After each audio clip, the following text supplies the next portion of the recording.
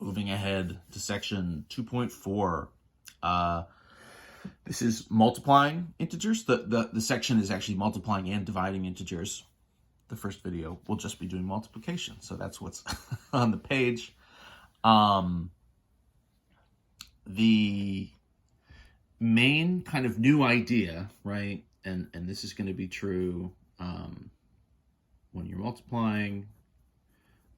It'll also be true when we're dividing. I'll kind of rewrite that for that video. The basics are the same, right? You know, it's going to be multiplying the digits together, the numbers together, either stacking it or just from our sort of ones we have memorized. All that stuff is the same. The real question is just what is the sign, positive or negative, going to be with these potential sort of different combinations, right? When we were adding and subtracting, we broke it down into sort of the two cases, right, where the signs match. You're kind of combining the numbers and you either get a bigger positive or a bigger negative. When the signs are mismatched, you're sort of doing a subtraction, and then you're sort of positive or negative depending on which was the larger number. There's a similar kind of way we're going to break down multiplication, but the basics here are, so if the signs match, the result is going to be positive. If the signs are different, right, a positive and a negative, the result is going to be negative. This kind of goes back to when we were talking about opposites and sort of double negatives to a certain extent back at the beginning of chapter 2. Let me write out our cases here, right? So if I do a positive times another positive, my result is a positive number. If I do a negative times a negative, and so this is sort of matching our situation with a double negative to a certain extent, right? What happens there is you get a positive, right? It's sort of a negative, an opposite number times another opposite number would sort of take you back to a positive version of that result. And then if you have sort of a positive and a negative in either order, we'll kind of confirm our multiplication properties, but either a positive times a negative or a negative times a positive. If it's sort of one and then the other, you're sort of mismatched. You have just sort of one opposite, one negative sign, and so that negative sign carries through and your answer will be negative. Let's just sort of look at this in action for a minute, right? And we'll just do a few, just kind of short ones, right?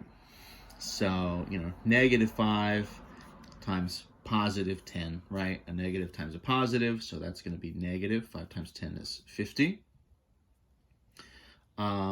If we do, negative 5 times negative 10, so that's double negatives, and you'll start to see the notation here is usually going to be if you're multiplying, by your second number is negative, you'll probably see the parentheses around it, just so that it doesn't look like a subtraction, right? We need to make sure that we sort of use these parentheses to our advantage if we're multiplying.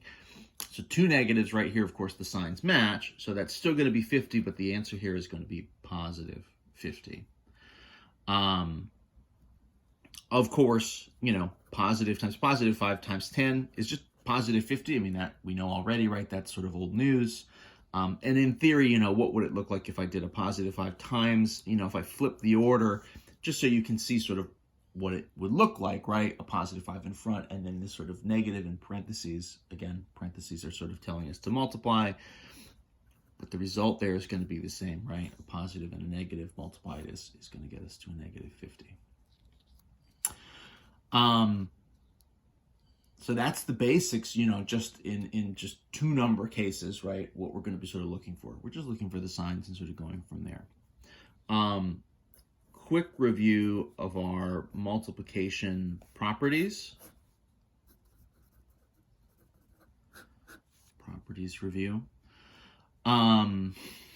So we know multiplication is commutative, right? So that means A times B is the same thing as B times A. It means the order that we multiply doesn't matter. And we can kind of see that in cases here, with our sort of positives and negatives, right? It doesn't really matter which comes first. If they're mismatched, we sort of get a negative, and it doesn't really matter. Excuse me. Associative. Multiplication is associative, right? Which means that grouping doesn't matter. So if we get sort of 3 or more, and we sort of start to group how we're multiplying, you know, A times B and then C versus A times, you know, B times C, right? B times C is a first. These things are equivalent.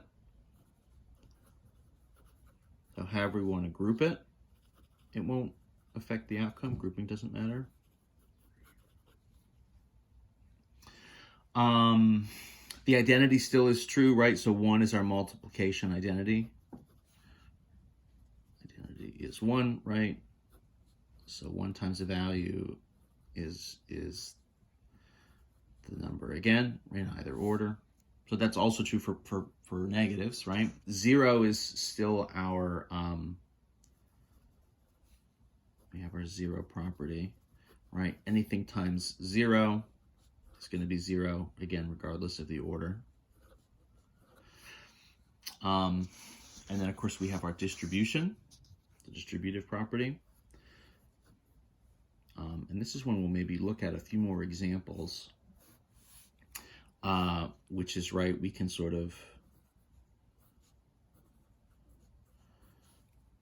spread, right? If I have A times a quantity, I can split my multiplication up, and I'm just going to keep whatever that sort of either addition or subtraction was in the middle.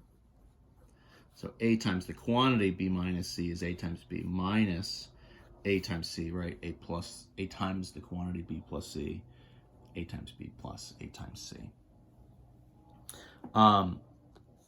So these are, right, all of our different kind of multiplication properties. So you're probably saying to yourself, okay, I don't really like the properties that they're maybe, you know, am I supposed to memorize these? And, you know, it's not so much that I'm going to make you list them, right? It's more that we can kind of put them into use sort of in a situation. So for example, right, if we start to do things that are a little bit longer and we have sort of multiple numbers, right? So -3 times 2 times, you know, -4 times 5 or something, right? As we get longer lists, right, sort of longer setups, more numbers we're multiplying together, we obviously have to sort of chase around more positives and negatives. To a certain extent, what's going to happen here, so we know any 2 negatives together will multiply to a positive. So it's a matter of, do they kind of pair up more than anything else? We kind of saw this again back in 2.1 when we did, you know, a negative of a negative of a negative. You know, essentially what happened there is if you had an even number of negative signs, they would pair up and kind of cancel in pairs, and you'd end up with a positive. If you have an odd number, you can pair up however many of them, but then you're left with 1 negative sign left over. So for us here, you know, we can approach this a couple different ways, honestly. I mean, we know we can rearrange because of our commutative property. So maybe you say this is sort of -3 times -4 would actually be +12. And then you're kind of regrouping, and then you're doing that times 2 and times 5. So you can kind of group your negatives and group your positives. You know, it might depend just what the numbers are, honestly. In any event, if we did that, right, negative times negative is a positive. 2 positives together is still positive. And so then we're left with +12 times +10, right? Times 10 just sort of gets us an extra 0, so that would be a 120, right? That's kind of one example of how we might approach this, right? A whole big sort of stack of multiplication. You know, maybe we've got 2 times -2 times -6 times -4 or something, right? So now you have three negatives, what I'll say here, right, if there are an odd number, right, so three negatives means three negative signs, means the answer probably is going to end up as a negative. Not probably, will end up as a negative, right?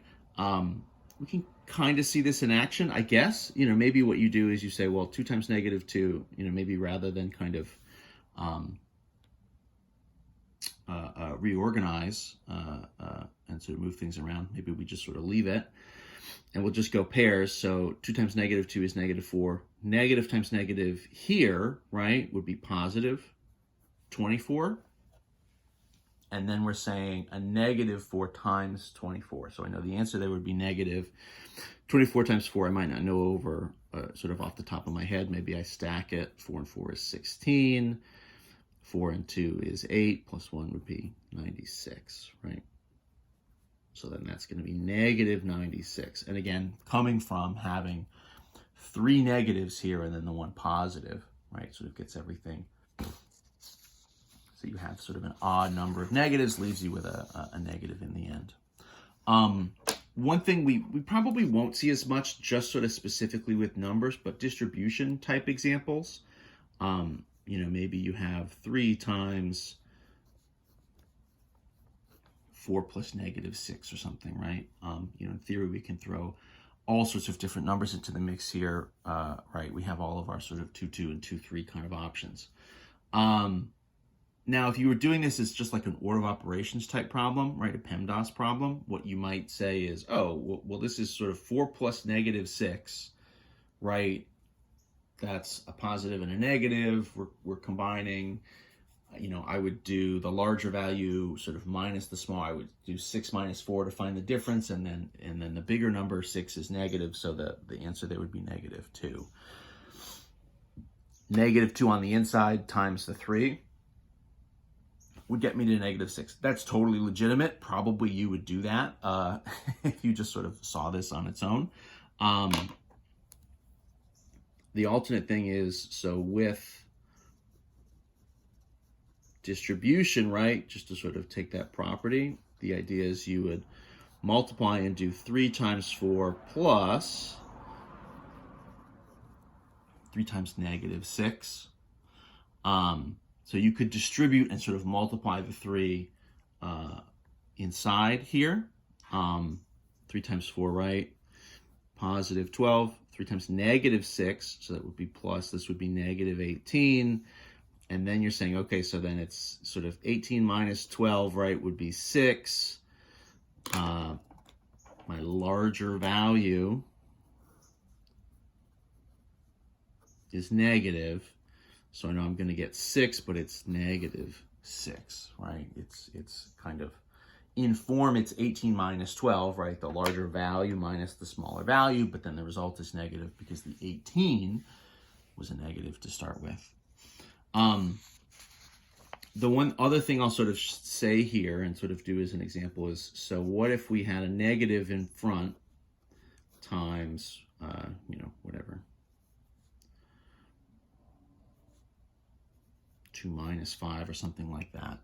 Similar kind of setup. I've changed the numbers around a little bit, and I've kind of changed the way I wrote this. So rather than plus a negative, I'm writing it as a subtraction. If the number out in front is negative and you want to distribute, what I just want to sort of point out here is the negative, right? So this is negative 3. So that means when you distribute, it's going to be negative 3 times 2 minus negative 3 times 5. So when you distribute, that negative carries through. And what starts to happen here, so obviously negative 3 times 2 is negative 6. This is sort of a double negative, right? Minus a negative times this. I mean, I guess you could say minus, well, negative 3, this would be negative 15. But as we've sort of said before, minus a negative is really plus 15, right? And this is minus 6. So to finish this quickly, this is really going to be, a 15 minus 6 to 15 is positive. The difference there is going to be 9. So our final here would be positive 9. So that's just a couple different ways to approach those problems.